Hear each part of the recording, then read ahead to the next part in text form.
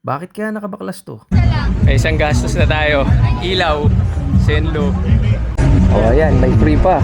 2 weeks ago nga ay nanggaling tayo sa Moto Changi para bumili ng mga accessories para sa ating Vespa LXB na si Cloud. Siyempre, hindi natin nakalimutan kumuha ng aux light. At ngayon ay papa-install na natin siya dito kay Sir Ken. At nag-order na rin ako ng speedometer cable dahil kailangan ng palitan yung speedometer cable ni Cloud. Maliban doon, napansin ko kailangan ko ng paayos din ng wiring ng aking busina dahil lagi siyang namamaos kahit hindi naman siya madalas kumakanta. So nandito tayo ngayon para lahat yan ay maiayos at mai-upgrade ang ating Vespa LXB. Teka, tama ba yung ginagawa ko? Hindi kaya ako mapalo nito sa mga pinagsasabi ko dahil malalaman ko ano yung mga gastos ko. Luma-luma na talaga.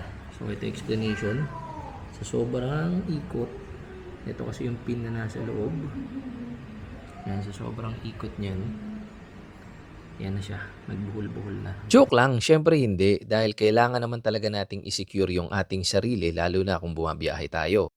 Oh, alam ko na sasabihin nyo, para-paraan. Tama naman kayo. Para-paraan talaga. Para-paraan na maging safe ang biyahe natin kapag may mga rides tayo. Tama ba mga paps? Ayan. So gumagana na yung ating speedometer. Unlike before. Ayan. Kaya lang hindi natin nakuha yung gusto natin gawin dahil ang gusto natin may kabigtanan ng buo yung ating aux light. Eh nakalimutan ko yung switch. Ay nako. Comes with me. Good morning. So ito, babalik ulit tayo kay Sir Ken kasi kailangan natin yung harness para dun sa Senlo M3 aux light natin.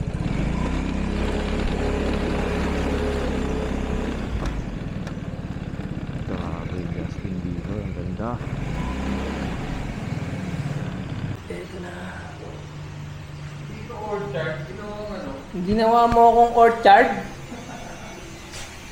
Siyempre, pauwi na tayo ngayon at obvious naman, maliwanag, hindi natin makikita kung ano talaga yung effect ng ating aux light. So mamayang gabi, susubukan natin yan kung pwede na nating isabak sa mga biyahe pang night ride, di ba? Shoutout nga pala sa aking kuya ninyo, Lorenzo Tobiano, ng Progressive Riding School para sa aking napakagandang jersey. Maraming salamat, kuya. Reminder lang mga paps, ang aux light ay para sa ating safety. But please make sure na nasa tamang posisyon ito at hindi nakakasilaw sa ating mga nakakasalubong. Let's keep our roads safe at enjoy the ride. God bless! Halika sabayan mo!